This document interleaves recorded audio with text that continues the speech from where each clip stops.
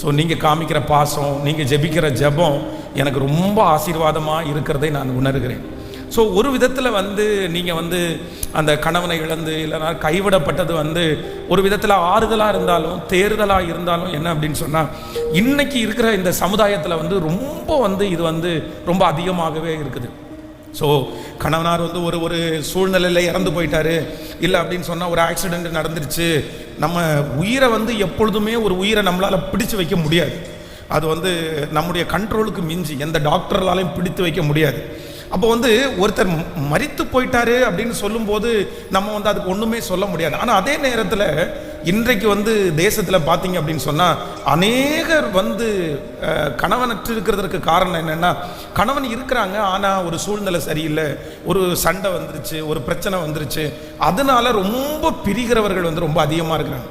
அதனால் இது யார் செய்த தவறு, நீங்கள் செஞ்ச குற்றமா இல்லை முன்னோர்கள் செய்த குற்றமா அப்படின்னெல்லாம் நம்ம நிரூபிக்க வேண்டாம். ஆனால் நான் என்ன நம்புகிறேன்னா, இந்த ஆசீர்வாத குறைவு இனி யாருக்குமே தொடராதபடிக்கு நம்ம ஜெபிக்க வேண்டியது நம்முடைய கடமை. வேதம் சொல்லுகிறது, சிப்போராளை குறித்து வேதம் சொல்லுது, சிப்போராளுடைய கணவனார் தான் மோசே. ஆனால் மோசையின் மேலே ஆண்டவர் ரொம்ப கோபமாக இருக்கிறாரு. உடனே வேதம் சொல்லுகிறது, ஆண்டவர் மோசையை கொல்ல பார்த்தார் அப்படின்னு சொல்லுது. ஆனால் இந்த சிப்போரால் என்ன பண்ணாங்க அப்படின்னு சொன்னால், இல்லை இது எனக்கு இரத்த சம்பந்தமான புருஷன் அப்படின்னு சொல்லி அந்த மனுஷனை தன்னுடைய பிள்ளையை முன்பாக நிறுத்தி அவனுடைய உயிரை அந்த இடத்துல என்ன பண்ணாங்கன்னா காப்பாற்றினாங்க. நான் மரணம் அடைகிறதுக்கு நான் விடமாட்டேன், கொல்றதற்கு நான் விடமாட்டேன். அப்போ சில கணவனார்களை காப்பாற்றுகிறது அப்படின்றது ஒரு மிகப்பெரிய சவால் தான். அதை ஒரு சில நேரங்களில் ரொம்ப கஷ்டம்தான். நம்முடைய முன்னோர்களை எடுத்து பார்த்தீங்க அப்படின்னு சொன்னால், நிறைய சித்திரவதையை அனுபவிச்சாங்க. கணவனாரால் சித்திரவதை அனுபவிச்சாங்க, அடி உத, இப்படி நிறைய சூழ்நிலையை கடந்து வந்த போதிலும் அவங்க என்னன்னா பொறுமையாக இருந்து ஜெபம் பண்ணி அந்த மனுஷனை ஆண்டவருக்குள்ளே கொண்டு வந்துட்டாங்க. ஆனால் இது சாதாரணமானதில் ஒரு பெரிய சவால் தான். ஆனால் இன்றைக்கு இருக்கிற இந்த சூழ்நிலையில் அது ரொம்ப தடுமாறுறது. அதனால் ஃபஸ்ட்டு ஒரு ஜபத்தோடு நம்ம ஆரம்பிக்க போகிறோம். என்ன ஜபத்தோடு ஆரம்பிக்க போகிறோன்னா, ஆண்டவரே இதற்கு மேல் இந்த ஆசீர்வாத குறைவு எங்கள் வம்சத்தில் யாருக்குமே என்ன பண்ணக்கூடாதுன்னா தொடரவே கூடாது. தீர்க்க ஆயுசு, கணவனாருக்கு தீர்க்க ஆயுசு, மனைவிக்கு தீர்க்க ஆயுசு, அப்பாவுக்கு தீர்க்க ஆயுசு, அம்மாவுக்கு தீர்க்க ஆயுசு. இனி வருகிற ஜென்ரேஷனில் உங்களுடைய பிள்ளைகள் ஒருவேளை இப்போ கணவனாரை பிரிந்த இல்லை கணவனாராலே கைவிடப்பட்ட இறந்து போன ஒவ்வொருத்தரும் உங்களுடைய பிள்ளைகளுக்காக நீங்கள் ஜெபிக்க வேண்டிய ஒரு மிகப்பெரிய ஜெப குறிப்பு என்ன அப்படின்னு சொன்னால், இந்த ஆசீர்வாத குறைவு என்னுடைய பிள்ளைகள் யாருக்குமே என்ன பண்ணக்கூடாதுன்னா தொடரக்கூடாதுன்னு நம்ம ஜெபம் பண்ணணும். தொடரக்கூடாதுன்னு ஜெபம் பண்ணணும். இதில் ரொம்ப கவனமாக இருக்கணும் ஆண்டவருடைய பிள்ளைகள். ஏன் அப்படின்னா, சில வம்சாவளி இந்த மாதிரி காரியங்களை வம்சாவளி சாபம் நிறைய பார்த்துருக்குறேன். அப்படின்னா நான் அப்படி சந்திச்சிருக்கிறேன். பாட்டி பாருங்க, பாட்டிகிட்ட போய் கேட்டால் நீங்கள் எந்த ஏஜில் அப்பா ஐயாவை இழந்தீங்கன்னு கேட்டால் அவங்க சொல்லுவாங்க, என்னுடைய 41வது வயசில் நான் அவங்கள இழந்துட்டேன் அப்படின்னு சொல்லி. சரி, நீங்கள் எப்போ இழந்தீங்கன்னு கேட்டால் அவங்க சொல்லுவாங்க, என்னுடைய 45வது வயசில் என்னுடைய கணவனார் இல்லை அப்படின்னு சொல்லுவாங்க.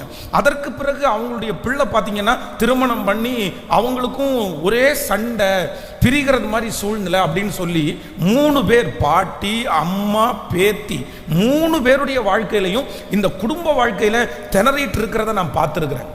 அப்போ ஆண்டவருடைய பிள்ளைகளே, நம்ம ரொம்ப கவனமாய் ரொம்ப ஞானமாய் நம்ம ஜெபம் பண்ண வேண்டியது என்ன அப்படின்னு சொன்னால், ஆண்டவரே இது எதனால எங்களுக்கு நடந்துச்சுன்னு எனக்கு தெரியல, பட் ஆண்டவர் ஏன் எடுத்துக்கிட்டாருன்னு தெரியல, ஆனால் அவர் ஒன்றை செய்தார் என்றால் கண்டிப்பாக ஒரு காரணம் இருக்கும். ஆனால் இந்த ஆசீர்வாத குறைவு என் குடும்பத்தில், என்னுடைய இரத்த சம்பந்தமான உறவுகளில் யாருக்குமே இது தொடராதபடி ஆண்டவர் கிருபையாய் கர்த்தர் காப்பாற்றுவாராக. மானிட்டர் ஆஃப் பண்ணுங்க. ஆமேன் சொல்லுங்க பார்க்கலாம். அதனால நீங்கள் நம்ம ஜபத்தோட இந்த ஜபத்தை நம்ம கடந்து போகிறோம். என்னுடைய பிள்ளையினுடைய கணவனாருக்கு தீர்க்க ஆயுசு, என்னுடைய பிள்ளைக்கு தீர்க்க ஆயுசு, அகால மரணங்கள் என்னுடைய குடும்பத்தில் இருக்கக்கூடாது, இளம் வயதினுடைய மரணங்கள் என் குடும்பத்தில் இருக்கக்கூடாது, என்னுடைய பிள்ளைக்கு அந்த மாதிரி ஒரு சண்டைகள் வரக்கூடாது. உங்கள் பிள்ளைகள் ஒருவேளை சில பிரச்சனைகள் நிமித்தமாக இந்த மாதிரி அப்படின்னு நீங்கள் சொன்னால் கூட நீங்கள் என்ன பண்ணக்கூடாதுன்னா என்கரேஜ் பண்ணவே கூடாது. என்கரேஜ் பண்ணவே கூடாது. ஏன்னா அந்த மனுஷன் ஒரு ஆண் துணை இல்லாமல் நீங்கள் கடந்து வந்த பாதைகள், இந்த சமுதாயத்தில் சந்தித்த சில பிரச்சனைகள் வேற யாருக்கும் சொல்லி புரிய வைக்க முடியாது. அவ்வளவு பெரிய பிரச்சனையை நீங்க தாண்டி வந்திருக்கிறீங்க, அவ்வளவு பெரிய போராட்டத்தை. ஆனா கர்த்தர் ஒருவரே கிருபையாய் உங்களை அழகாய் கர்த்தர் காப்பாற்றினார். மியூசிக் வேண்டாம், கொஞ்சம் வெயிட். கர்த்தர் கிருபையாய் காப்பாற்றினார். அதனால நான் நம்புறேன் இந்த ஆசீர்வாத குறைவை இனி யாருக்கும் கர்த்தர் அனுமதிக்கவே கூடாது. நம்ம ஜெபிக்கிற ஜெபத்தை கர்த்தர் கேட்கிறதற்கு அவர் வல்லவராய் இருக்கிறார். ஆமென் சொல்லுங்க. அப்படியே எழுமி நிற்கலாமா? எல்லாரும் எழுமி நின்று தேங்க்யூ ஜீசஸ், தேங்க்யூ ஜீசஸ். உங்கள் பிள்ளைங்க மேலே ஆண்டவருடைய அனுக்கிரகம் கூடவே இருக்கட்டும். நம்முடைய பிள்ளைகள் மேலே கர்த்தருடைய தயவு கூடவே இருக்கட்டும். அவருடைய மகிமை நம்முடைய பிள்ளைகள் தலையின் மேலே இருக்கட்டும், நம்முடைய சன்னதி மேலே இருக்கட்டும், நம்முடைய தேசத்தில் மேலே இருக்கட்டும். அவர்கள் அவரை நோக்கி பார்த்தபோது கர்த்தர் ஒரு பெரிய இரக்கத்தை கட்டளையிட்டாரே. ஓ, மகனுக்காக ஜெபம் பண்ணுங்க, மகளுக்காக ஜெபம் பண்ணுங்க. எங்கள் வீடுகளில் அகால மரணங்கள் இனி இல்லை, அகால மரணங்கள் இனி இல்லை. ஓ, விதவை இருப்பு இல்லை. ஆமென். ஜெபம் பண்ணுங்க எல்லாருமே. தகப்பனே, நான் கடந்து வந்த இந்த பாதையை என் பிள்ளைகள் கடந்து வரக்கூடாது, என் மருமக்கள்மார்கள் கடந்து வரக்கூடாது, என்னுடைய வம்சத்தில் யாருமே கடந்து வரக்கூடாது. இப்பொழுது இயேசுவின் நாமத்தினால அந்த சாபத்தை நான் முறிக்கிறேன், அந்த ஆசீர்வாத குறைவை நான் முறிக்கிறேன். அது எப்பேற்பட்ட காரியமா இருந்தாலும், மோசைக்காக அந்த சிப்போராள் திறப்பிலே நின்றது போல நான் திறப்பில் நிற்கிறேன் ஆண்டவரே, நான் திறப்பில் நிற்கிறேன் ஆண்டவரே. இப்பொழுது உம்முடைய வல்லமை கடந்து வருவதாக, உம்முடைய மகிமை கடந்து வருவதாக. இயேசுனுடைய ரத்தம் அந்த பிள்ளை மேல தெளிக்கப்படட்டும், அந்த மகன் மேல தெளிக்கப்படட்டும். அந்த வம்சாவளி சாபத்தை இப்ப நான் உடைச்சு நான் ஜெபம் பண்றேன். அது என்னோடையே முடிஞ்சிரட்டும் ஆண்டவரே, என்னுடையதோட முடிஞ்சிரட்டும் ஆண்டவரே. ஹல்லேலூயா, ஹல்லேலூயா. இனி தொடருவதற்கு நான் விட மாட்டேன், இனி தொடருவதற்கு நீ அனுமதிக்க கூடாது.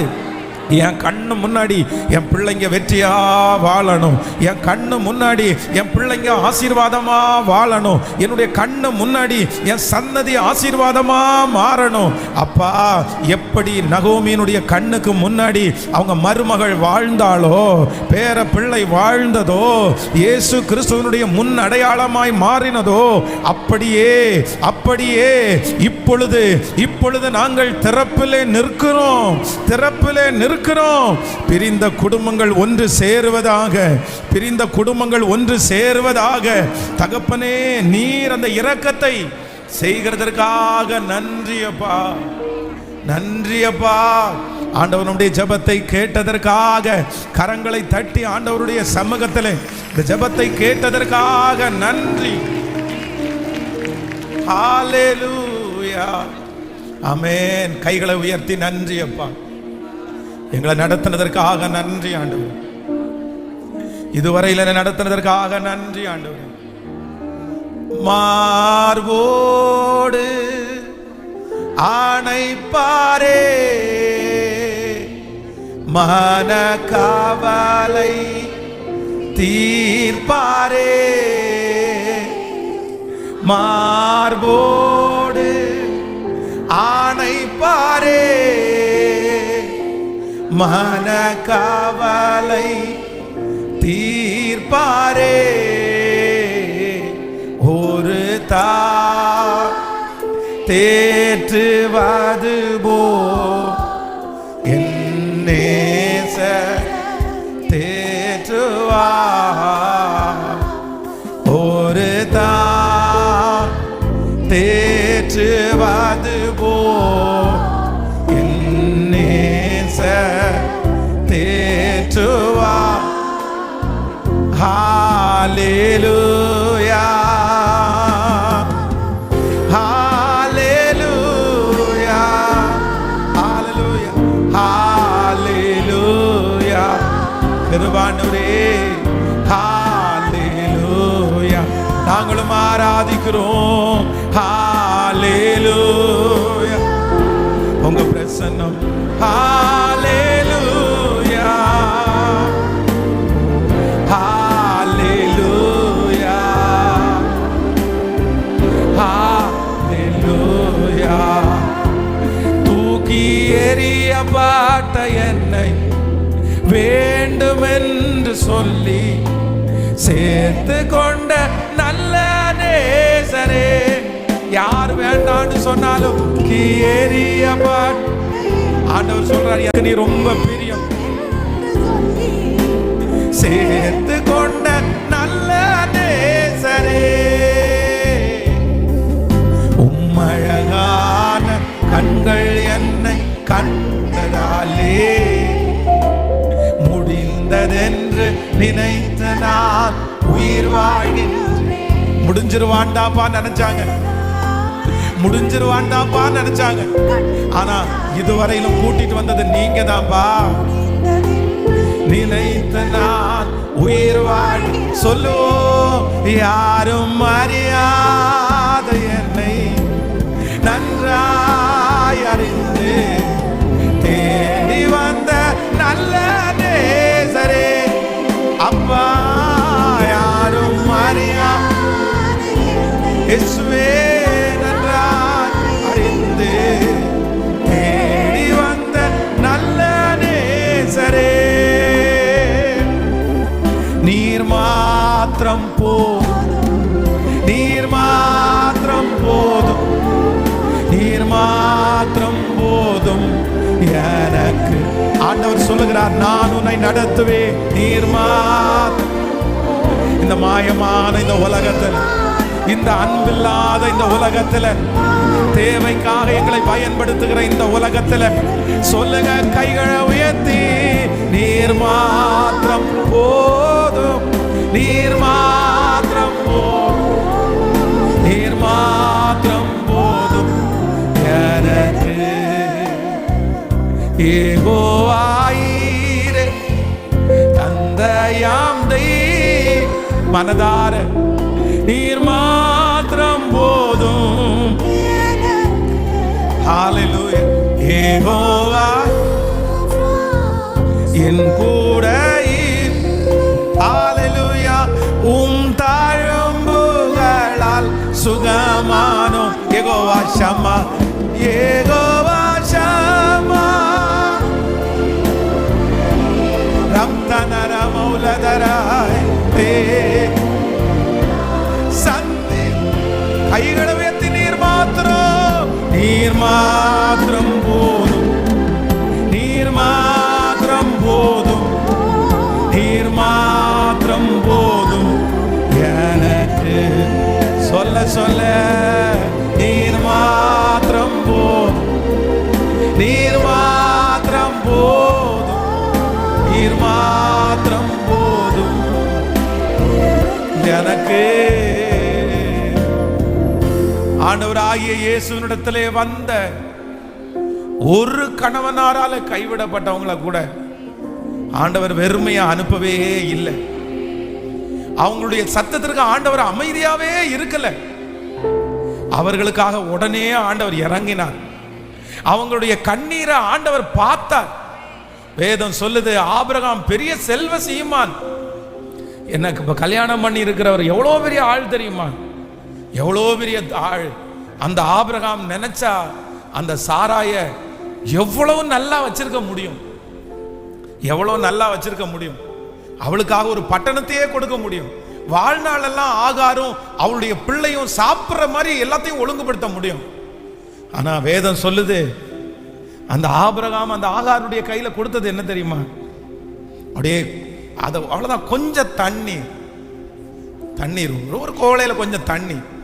அந்த தண்ணீரை கொடுத்து அப்படியே அனுப்பி விட்டுட்டான். எவ்வளோ இருந்தும் எதுவுமே கொடுக்கல. இவ என்ன பண்ணுவா? இந்த சின்ன பிள்ளைய வச்சு இவ எங்க போவா? யாருக்குமே மனசாட்சியே இல்லை. சாராய் ஒரு பெண் தானே, ஆனா அந்த சாராய்க்கு கூட அந்த மனசாட்சி இல்லை.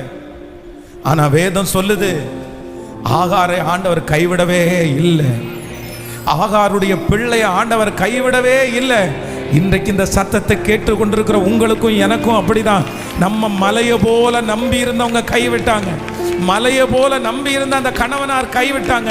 ஆனாலும் உங்களை அழைச்ச தெய்வம், உங்களை வேறு பிரிச்ச தெய்வம், நீங்க தனிமையா நின்னதை பார்த்த தெய்வம், அவர் மட்டும் உங்களை கைவிடாததுனால தான் இவ்வளவு நாளும் இத்தனை சூழ்நிலையும் நீங்க தாண்டி வந்திருக்கிறீங்க. அந்த தேவன் மறுபடியும் வாக்கு கொடுக்கிறார்.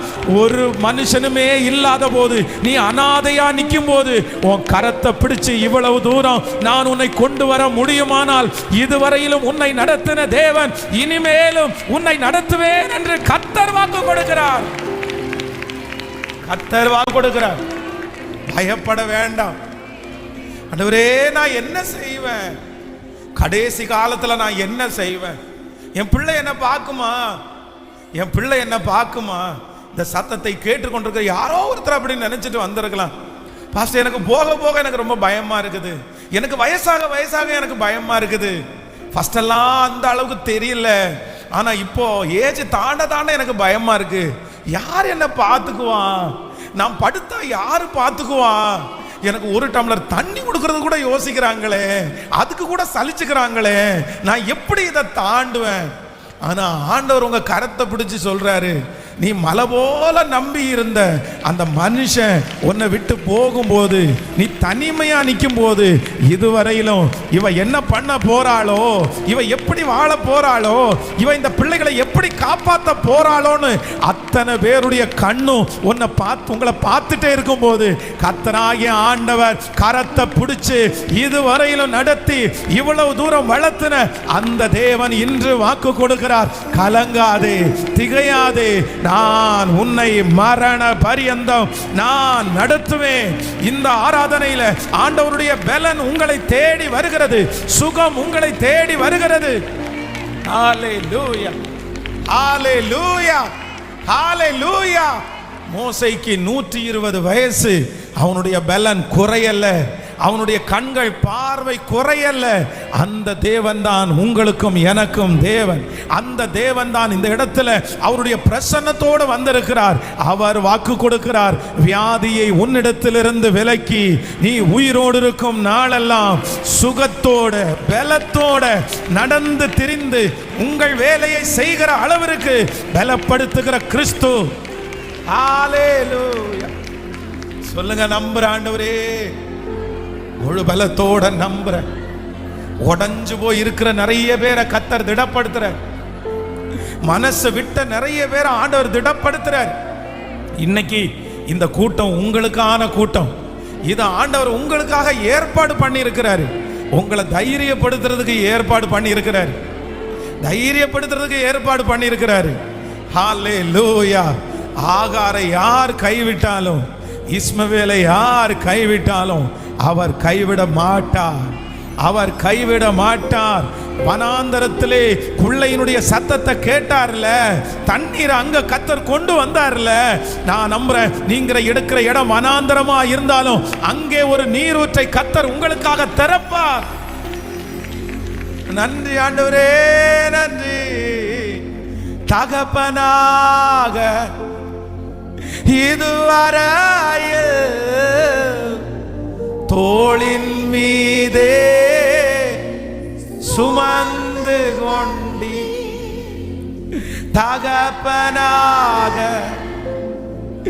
இதுவரையில் தோளின் மீதே சுமந்து கொண்டி, தந்தையே உந்தயவா தாண்டினே. உண்மைதானே, உண்மைதானே. எத்தனை வனாந்தரம், எத்தனை வனாந்தரம், எத்தனை வனாந்தரம், எத்தனை வனாந்தரம். Thank you Jesus.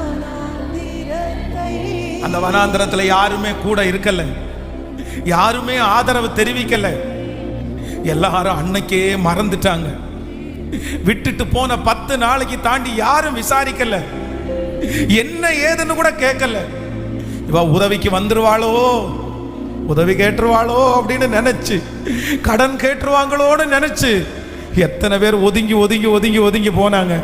ஆனால் அத்தனை பேர் நான் பேர் ஒதுங்கி போனதுக்கு அப்புறமும் உங்களை அழைச்ச தெய்வம் மட்டும், உங்களை வேறு பிரிச்ச தெய்வம் மட்டும் ஒதுங்கி போகல. அவர் ஒதுங்கி போகல. ஹல்லேலூயா. நம்புறவங்க எல்லாம் கைய மேல உயர்த்தி சொல்லுங்க பார்க்கலாம். அப்பாவை பார்த்து, தகப்பனாக இதுவரைய தோளின் மீதே சுமந்து வந்தி, தகப்பனாக இதுவரைய தோளின் மீதே சுமந்து வந்தி, தந்தையே உந்தயவா தாண்டிலே அனாந்திரத்தை, தந்தையே உந்தயவா தாண்டிலே வனாந்திரத்தை, சேர்ந்து ஸ்தோத்திரமே ஸ்தோத்திரமே ஸ்தோத்திரமே செலுத்துகிறே, பாடுவோம் ஸ்தோத்திரமே ஸ்தோத்திரமே மரவா செலுத்துகிறே. உயிர் பிழைத்தே உயிர் பிழைத்தே உதவி பெற்றே உயிருள்ளவாரை,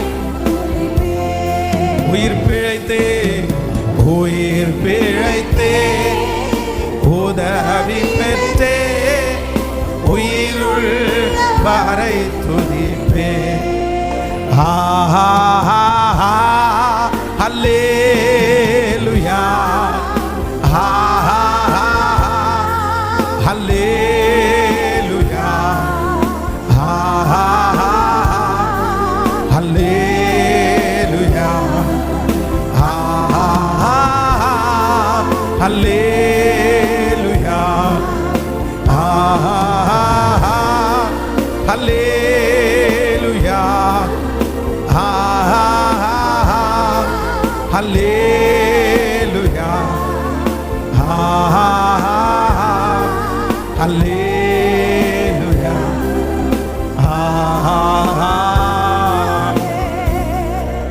கிருபையும் இரக்கமுமான தெய்வமே, கடினமான பாதைகளிலே நாங்கள் நடக்கும்போது எங்கள் மேல் இருக்கிற பாரத்தை லகுவாய் மாற்றுகிற எங்கள் தெய்வமே, இந்த ஜபம் ஆரம்பிக்கப்பட்டதுக்கு பிற்பாடு மாதா மாதம் புது பலன், மாதா மாதம் புது அபிஷேகம். ஆண்டவரே, அந்த கேப், அந்த வெறுமையான அந்த வெற்றி இடத்தை நீங்க நிரப்புறதற்கு வல்லவர் ஆண்டவரே. இந்த ஜபத்துக்கு பிற்பாடு ஆண்டவரே, அதை நினைச்சா கூட நினைவு வராத அளவிற்கு அந்த தனிமேன்ற அந்த ஃபீல் எங்க பிள்ளைங்க ஒருத்தருக்கு கூட இல்லாதபடிக்கு ஆண்டவர் எங்க தாயார்களை, எங்க சிஸ்டர்ஸ் ஒவ்வொருவரையும் நீங்க பலப்படுத்துகிறதற்காக உமக்கு நன்றி ஆண்டவரே. அவந்த கணவனார் இருக்க வேண்டிய அந்த இடத்துல நீங்க அந்த இடத்துல இருங்க ஆண்டவரே. நீங்க அந்த இடத்துல இருங்க ஆண்டவரே. நீங்க இருந்தீங்கன்னா ஒரு மனுஷன் இருக்கிறது போல அல்ல, நீங்க இருந்தீங்கன்னா அந்த இடத்துல எல்லாமே வெற்றியா நடக்கும். தாண்டக்கூடிய சகல கிருபையும் கர்த்தர். உங்க கிருபை கூடவே இருக்கட்டும். இயேசுவின் மூலம் ஜெபம் ஏறெடுக்கிறோம் நல்ல பிதாவே, ஆமென். எல்லாரும் அப்படியே உட்காரலாம். ஆமென், ஹல்லேலூயா. இதுவரையிலையும் உங்களையும் ஆச்சரியமாய் நடத்தின கர்த்தர் இனிமேலும் கர்த்தர் ஆச்சரியமாய் நடத்துவாராக. நிறைய பேர் பாதி வழியிலே உங்களை மறந்த போதிலும், உங்களை விட்டு போன போதிலும், விசாரிக்காமற் போன போதிலும், வேதம் சொல்லுகிறது வருஷத்தினுடைய துவக்கம் முதல் முடிவு வரை ஆண்டவர் வந்து கிருபையாய் உங்களை விசாரித்தார். கர்த்தர் ஆறுதல் படுத்தினார். நிறைய பேர் நீங்க முடிஞ்சிருவீங்கன்னு நினைச்சாங்க, எப்படி இந்த கடலை தாண்டுவோம் அப்படின்னு நிறைய பேர் நினைச்சாங்க. ஆனால் ஆண்டவர் வந்து இதுவரையில் உங்க கூட இருந்து அவங்க இருந்து என்ன காரியம் நடக்குமோ அதை விட வெற்றியாய் ஆண்டவர் உங்களை நடத்தி இருக்கிறார். ஆமென். அவங்க இருந்தா கூட இப்படி நடந்திருக்காது அப்படின்ற அளவிற்கு ஆண்டவர் வந்து உங்களை போஷித்து கிருபையாய் கர்த்தர் நடத்தினார். அந்த தேவன் மறுபடியும் இன்னைக்கு வாக்கு கொடுக்கிறார். நான் உன்னை மரண பரியந்தம் உன்னை நடத்துவேன், மரண பரியந்தம் உங்களை நடத்துவார். ஆமென், ஹல்லேலூயா. எப்பொழுதுமே ஆண்டவருடைய பிள்ளைகள் வந்து ரொம்ப கவனமாக இருங்க. நம்ம யாரிடத்துலையும் போய் கையேந்த வேண்டியது இல்லை, நம்ம யாரிடத்துலையும் போய் நிற்க வேண்டியது இல்லை. ஆண்டவர் வந்து எப்பொழுதுமே ஒரு காரியத்தை நம்மை விட்டு ஆண்டவர் எடுக்கும்போது, ஆண்டவர் எப்பொழுதுமே நம்மளை தனிமைப்படுத்தும் போது, ஆண்டவர் வந்து ஒரு மாற்று வழியை உண்டு பண்ணாமல் ஒரு வாசலை ஆண்டவர் அடைக்கவே மாட்டார். எப்போ நம்முடைய வாழ்க்கையில் ஒரு வாசலை கத்தர் அடைச்சாலும் நான் நம்புகிறேன், இன்னொரு வாசலை ஆண்டவர் திறக்காம கத்தர் ஒரு வாசலை அடைக்க மாட்டார். இஸ்ரவேல் ஜனங்களுக்கு ஆண்டவர் அதைத்தான் சொல்றாரு.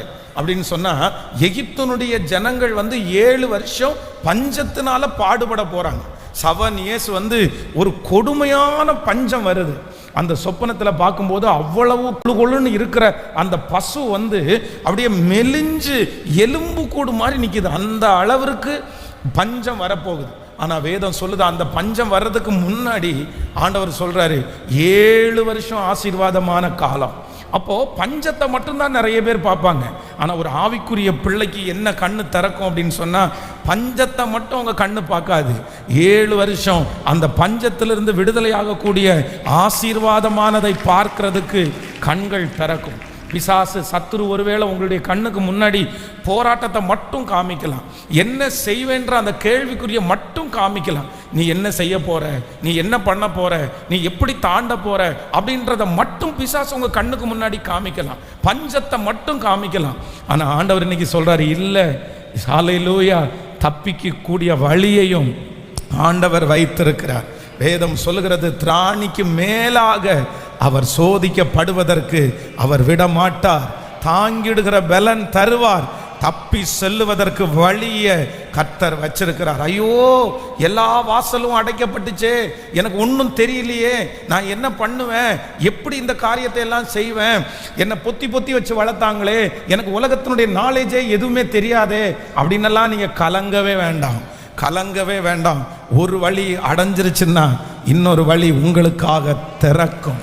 உங்களுக்கு ஒரு சிலருக்கு ஆண்டவர் தீர்க்க தரிசனமாக கத்தர் சொல்றாரு, ஏற்கனவே ஒரு பாதையை உனக்காக திறக்காம இந்த பாதையை ஆண்டவர் அடைக்கலன்னு கத்தர் சொல்லுகிறார்.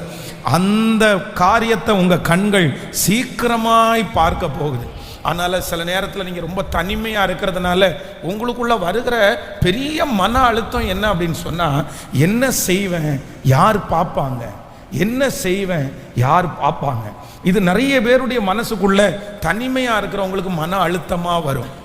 அப்படின்னா நம்ம யாருடைய ஆதரவில் இருக்க போகிறோம், மூத்த பிள்ளையா, 2வது பிள்ளையா அப்படின்னெல்லாம் நமக்கு தோணும். யாருடைய ஆதரவும் இல்லையா அப்படின்னு தோணும். ஆனால் ஆண்டவர் என்ன சொல்கிறாருன்னா, அதை குறித்து நீங்கள் யோசிக்கவே வேண்டாம், அதை குறித்து எதுவுமே நீங்கள் ஒன்றும் திட்டம் போட வேண்டாம், நீங்கள் ஒன்றும் பிளான் பண்ண வேண்டாம். நான் நம்புகிறேன், நம்மை படைத்த ஆண்டவருடைய கைக்குள்ளே தானே நம்ம இருக்கிறோம்.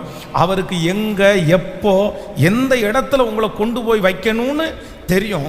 ஆனால் அந்த ஆண்டவர் எங்கே கொண்டு போய் வைக்கிறாங்களோ அங்கே நீங்கள் கர்த்தருக்குள்ளே என்னவா இருக்கணும்னா சந்தோஷமாக இருக்கணும், ஆண்டவருக்குள்ளே சந்தோஷமாக இருக்கணும். ஏன்னா வேற எந்த சந்தோஷமும் உங்களுக்கு தூரமாகும். அதனால் சில நேரத்தில் இங்கே இருக்கிறவங்கள பிள்ளைங்க ஃபாரின்ல இருப்பாங்க, உங்கள் பிள்ளைங்க வந்து உங்களை கூப்பிடுவாங்க. அப்போ எதுக்கு கூப்பிடுவாங்கன்னா, ஃபாரின்ல இருக்கிற பிள்ளைங்க எதுக்கு உங்களை கூப்பிடுறாங்க, ஐயோ அம்மா இங்கே தனியாக இருக்கிறாங்க, அம்மா இங்கே தனியாக இருக்கிறாங்கன்னு கூப்பிட்ற பிள்ளைங்க கொஞ்சம் பேர் இருக்கிறாங்க. ஆனால் நிறைய பிள்ளைங்க ஃபாரின்ல இருக்கிற பிள்ளைங்க எதுக்கு கூப்பிடுவாங்க தெரியுமா, எனக்கு பிள்ளை பிறந்திருக்குது, இந்த பிள்ளைய நீ என்ன பண்ணணும், நானும் வேலைக்கு போகிறேன், மனைவியும் வேலைக்கு போகிறாங்க, அதனால நீங்கள் வர்றீங்களா, அதனால நீங்கள் வர்றீங்களா. உடனே நமக்கு நிறைய பேருக்கு என்ன ஆகும்னா மனசுக்கு கஷ்டமாகும். ஐயே என்ன இப்படி, நம்ம என்ன பிள்ளைய பார்க்கறதுக்காகவா இப்படி இந்த மாதிரி வேலைக்காரிய மாதிரி யூஸ் பண்ணுறாங்களோ அப்படின்னு எல்லாம் தோணும். அப்படி தோணவே கூடாது. ஏன் அப்படின்னு சொன்னால், ஆண்டவர் எந்த பொசிஷனில் உங்களை வைக்கிறாரோ அந்த பொசிஷனில் நீங்கள் சந்தோஷப்படணும். வேதத்தில் வந்து இன்றைக்கி காலையிலேருந்து நான் தியானித்து கொண்டிருக்கும் போது இந்த நகோமி என்கிற ஒரு விதவை, அவங்கள தான் ஆண்டவர் எனக்கு கண்ணு முன்னாடி காமிச்சார். இவங்கள்ட்ட இருந்த ஒரு பெரிய கேரக்டர் என்ன அப்படின்னு சொன்னால், எந்த சூழ்நிலைக்குள்ளே கடந்து போகிறாங்களோ அந்த சூழ்நிலையில் தன்னை வந்து அவங்க அடாப்ட் பண்ணிக்கிட்டாங்க.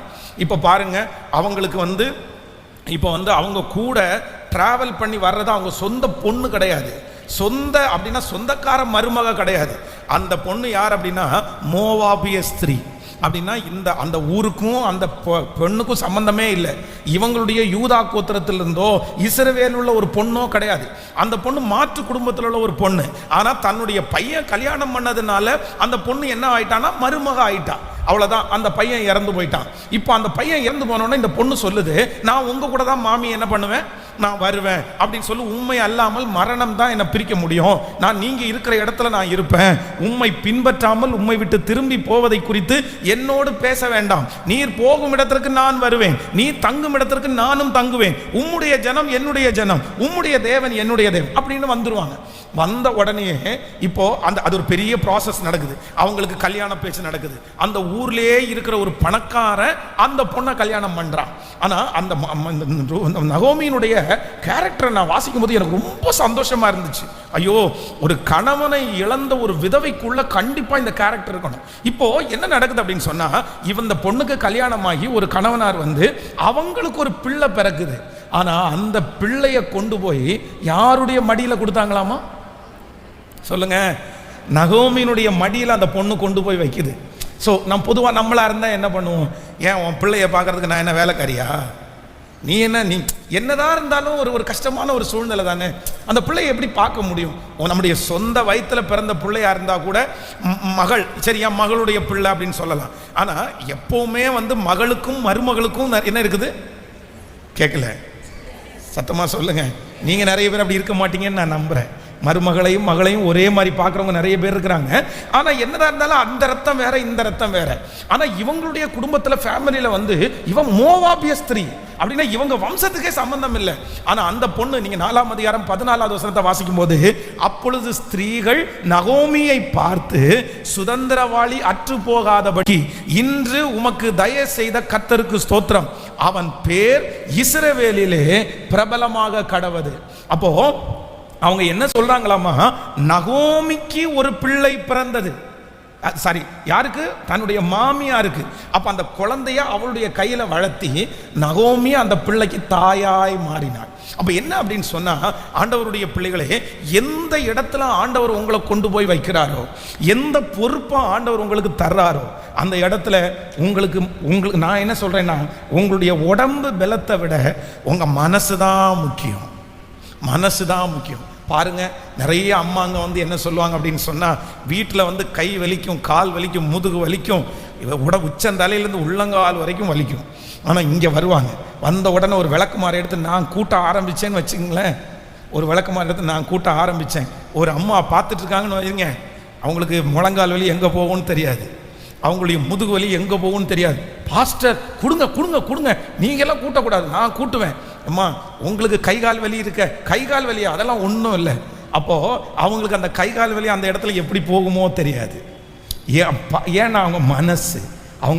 அப்போது ஆண்டவருடைய பிள்ளைகளே, உங்களுக்கு பலப்படுத்துகிற ஆண்டவர் உங்களோடு இருக்கிறார். உங்கள் சரீரத்தை ஆண்டவர் பலமாக வச்சிருப்பாரு. ஆனால் என்ன பண்ணணும் அப்படின்னு சொன்னால், மனசார ஆண்டவர் வந்து உங்களை எந்த இடத்துல எந்த பொறுப்பை ஆண்டவர் தர்றாரோ அந்த இடத்துல நீங்க என்னவா இருக்கணும்னா மனரம்யமா இருக்கணும். இதுதான் ஆண்டவர் எனக்கு கொடுத்த இந்த இடம். இந்த இடத்துல நான் என்னவா இருப்பேன்னா சந்தோஷமாய் கர்த்தரை மகிமைப்படுத்துவேன். பாருங்க, ஒரு வீட்டில், அமெரிக்காவில் ஒரு வீட்டில் வேலை செய்வதற்காக ஒரு பெண்ணை அழைக்கிறார்கள். அந்த பெண்ணுக்கு என்ன வேலை அப்படின்னு சொன்னால், வாய் பேச தெரியாத, கண்ணு தெரியாத ஒரு பொண்ணுக்கு டீச்சராக இருப்பதற்காக அந்த அம்மாவை கூப்பிட்றாங்க. அந்த அம்மா வந்து அந்த குழந்தைய பார்க்க ஆரம்பிக்குது. அந்த குழந்தையினுடைய 35வது வயதில் கிட்டத்தட்ட 3000 பாடல்களை அந்த பிள்ளை எழுதுகிற அளவுக்கு அந்த அம்மா எக்யூப்மெண்ட் பண்ணிட்டாங்க. தன்னுடைய வாழ்நாள் முழுக்க அந்த கண்ணு தெரியாத, காது கேட்காத அந்த பிள்ளையோட கூட இருந்து அந்த பிள்ளைய உருவாக்கிட்டு இந்த அம்மா இறந்துட்டாங்க. ஆனால் இன்னைக்கு அந்த பிள்ளைய பேசல, அந்த பிள்ளைய உருவாக்கின தாயை தான் இன்னைக்கு எல்லா இடத்துலையும் பேசுறாங்க. ஆமென். ஒன்று, ஆண்டவர் என்ன வாக்கு கொடுக்குறாருன்னா, நீங்க உருவாக்கக்கூடிய கிருபையை கர்த்தர் உங்களுக்கு தந்திருக்கிறார். அதனால நம்பர் 1 மறந்துடவே கூடாது. எந்த பிள்ளை எந்த இடத்துல உங்களை வச்சிருக்கதோ அந்த இடத்துல நீங்க என்னவா இருக்கணும்னா மனரம்யமா அந்த இடத்துல என்னவா இருக்கணும்னா சந்தோஷமா இருக்கணும். நீங்க சொல்லுங்க, இனி நான் அந்த இடத்துல துக்கமா இருக்க மாட்டேன். இப்போ பாருங்க, வீட்டில் இருக்கிற அத்தனை பேரும் சுகியில் ஆர்டர் பண்ணி சிக்கனை வச்சு கடிச்சிட்டு சாப்பிட்டு பாருப்பாங்க. உங்கள்கிட்ட வந்து ஒரு வார்த்தை சாப்பிட்றியான்னு கூட என்ன பண்ணிக்க மாட்டாங்க, கேட்டிருக்க மாட்டாங்க. ஆனால் உங்களுக்கு என்ன சிக்கன் சாப்பிட ஆசையா சொல்லுங்க? உங்களுக்கு அதன் மேலே பிரியமா? கிடையவே கிடையாது. நீங்கள் கஞ்சினாலும் கரைச்சி குடிச்சிட்டு படுக்கிற ஆள். ஆனால் ஒருவேளை உங்கள் பிள்ளைங்கள்ட்ட அந்த பிள்ளைகிட்ட கேட்டால் என்ன சொல்லுவாங்க தெரியுமா? உனக்கு தான் சாப்பாடு வீட்டில் இருக்கேம்மா, உனக்கு தான் அதெல்லாம் ஒத்துக்காதேம்மா. சரி, ஒத்துக்காது சரிதான்ப்பா, சாப்பாடு இருக்கு சரிதான்ப்பா, ஒரு வார்த்தை சாப்பிட்டியான்னு நான் சொல்கிறேன். அந்த எதிர்பார்ப்பே உங்களுக்கு வேண்டாம். நீங்கள் அந்த சிக்கனுக்கு ஆசைப்படலை, அந்த சிக்கனை சாப்பிட்டு தான் உங்கள் வயிறு நிறையணும்னு இல்லை. அதை கொடுத்தா கூட அந்த பீஸை வந்து வீட்டில் இருக்கிற குழந்தைகளுக்கு நீங்கள் சாப்பிடணும் தான் நீங்கள் கொடுப்பீங்க. ஆனால் அந்த இடத்துல என்ன அப்படின்னு சொன்னால், உங்களை விசாரிக்கலையே, என்ன இந்த இடத்துல ஒரு ஒரு தூள் மாதிரி வச்சிருக்கிறாங்களே, ஒரு குப்பை மாதிரி வச்சிருக்கிறாங்களே அப்படின்ற உணர்வை பிசாசு உங்களுக்குள்ள கொண்டு வருவான். ஆனால் நீங்கள் என்ன நினைக்கணும் அப்படின்னு சொன்னால், இல்லவே இல்லை, அந்த இடத்துல துக்கத்திற்கு நீங்கள் என்ன பண்ணக்கூடாதுன்னா இடம் கொடுக்கவே கூடாது. ஆமேன்னு சொல்லுங்க. நம்ம அந்த இடத்துல சொல்லலையா, நீங்கள் போய் டைரக்டா ஒரு பீஸ் கொடுப்பா அப்படின்னா கொடுத்துட போகிறாங்க. நான் சாப்பிடலான் இருக்கு அப்படின்னு சொன்னால் செஞ்சிட போகிறாங்க. அதனால் சிலர் என்ன பண்ணுவாங்கன்னா அவங்களே ஒதுக்கிக்குவாங்க. இல்லை இல்லை, கர்த்தர் உங்களுக்கு கொடுத்துருக்கிற பொறுப்பை நீங்கள் எப்படி செய்யணும் அப்படின்னா சந்தோஷமாய் பலன் இருக்கிற வரைக்கும் பெருசாக ஒன்றும் செய்ய வேண்டாம், முடியாததை செய்ய வேண்டாம், இழுத்து போட்டு செய்ய வேண்டாம், கவலையோடு செய்ய வேண்டாம், டென்ஷனோடு செய்ய வேண்டாம். இந்த வயசில் இல்லைன்னா இந்த காலத்தில் நீங்கள் எப்படி இதை மேற்கொள்ளணும் அப்படின்னா ரிலாக்ஸாக, நான் இந்த பலிபீடத்தில் உங்களுக்காக ஜெபிக்கிறேன். ஆமேன். இந்த பலிபீடத்திலிருந்து ஜெபிக்கிறேன். என்ன ஜெபிக்கிறேன் அப்படின்னா, உங்கள் பிள்ளைங்க உங்கள்கிட்ட கொடுக்குற பொறுப்பு, இந்த உலகத்தில் உங்கள் கையில் கொடுக்குற பொறுப்பு, ஆண்டவர் உங்கள் கையில் கொடுக்குற பொறுப்பை நீங்கள் எப்படி செய்ய போகிறீங்கன்னா இதுக்கு பிறகு சந்தோஷமாக நீங்கள் செய்ய போகிறீர்கள். ஆண்டவர் அந்த பலத்தை கர்த்தர் உங்களுக்கு தரப்போகிறாரு. உங்கள் மனசை ஆண்டவர் ஸ்ட்ரென்தன் பண்ண போகிறாரு. உங்கள் உடம்பை ஆண்டவர் ஆல்ரெடி பலமாக தான் கர்த்தர் வச்சிருக்கிறாரு. உங்கள் மனசையும் ஆண்டவர் பலனாய் வைக்க போகிறார். எத்தனையோ தாயார்களை பார்த்துருக்குறேன், பிள்ளைங்க அத்தனை பேரும் காரில் கிளம்பி போவாங்க, அம்மாவை மட்டும் விட்டுட்டு போவாங்க. மாலுக்கு போகும்போது, கடைக்கு போகும்போது நிறைய பேர் உடனே ஃபீல் பண்ணுவாங்க, நான் மட்டும் தனியாக இங்கே இருக்கிறேனே. நான் சொல்கிறேன், அந்த மாலுக்கு போய் நான் போக வேண்டான்னு சொல்லலை, ஆனால் அங்கே போய் நீங்கள் ஒன்றும் பெரிய சந்தோஷமாக இருக்க போகிறது சொல்லுங்களேன்? அங்கே போய் என்ன பண்ண போகிறோம்? ஒன்றும் கிடையாது. அங்கே போய் இருக்கிற சாரியை வாங்கி நம்ம கட்ட போகிறோம் அப்படிலாம் கிடையாது. ஆனால் நான் என்ன சொல்கிறேன் அப்படின்னு சொன்னால், நீங்கள் வீட்டில் சந்தோஷமாக இருக்கணும். யாரோட இருக்கணும் அப்படின்னு சொன்னால் கர்த்தரோடையே இருக்கணும். ஸோ அந்த அண்டர்ஸ்டாண்டிங் தான் உங்களுக்குள்ள அது வரணும். நம்மளை விட்டு ஒன்று போயிருச்சு, நம்மளை விட்டு ஒன்று இழந்துச்சு, இதுக்காக கவலைப்பட்டு என்ன பண்ணுறது? இப்போ பாருங்களேன், உங்களுக்கு ஒரு சாரி தொலைஞ்சு போச்சு அப்படின்னு சொல்லி கேட்டால் கூட நம்ம வாங்கி கொடுத்துடலாம். சரி, ஒரு சாரியா வாங்கி கொடுத்துடலாம் அப்படி வச்சுங்க. இப்போ புருஷன் தொலைஞ்சு போயிட்டாரு, இல்லை நம்முடைய லைஃப்ல ஒருத்தர் முக்கியமானவங்க போச்சு. அதான் தாவீது சொல்லுகிறான், நான் அதனிடத்திற்கு போவேனே அல்லாமல் அது என்னிடத்திற்கு திரும்பி, இறந்து போனவர்கள் நம்மிடத்துல திரும்பி வரமாட்டார்கள், அவர்களை தேடி நம்ம போக முடியாது, அவ்வளவுதான், அது முடிஞ்சிருச்சு. இனி அதை நினைச்சு கவலைப்பட்டு எந்த பிரயோஜனமும் இல்லை. அதான் நடந்துச்சு, போனது போயிடுச்சு. நான் ஒன்று செய்ய போறேன், என் கையில் என்ன பொறுப்பு கொடுக்கப்படுது, அம்மா 3 நேரமும் நீ சாப்பிட்டுட்டு இந்த இடத்துல உட்காந்து ஜெபம் பண்ணுமா அப்படின்னு சொல்றாங்களா? அதை மாதிரி ஒரு என்ஜாய்மெண்ட் வேற என்ன இருக்குது? ஹல்லேலூயா. எத்தனை பேர் ஆமோதிக்கிறீங்க? ஆனால் நமக்கு என்ன தெரியுமா, அது மட்டும் செய்ய முடியாது.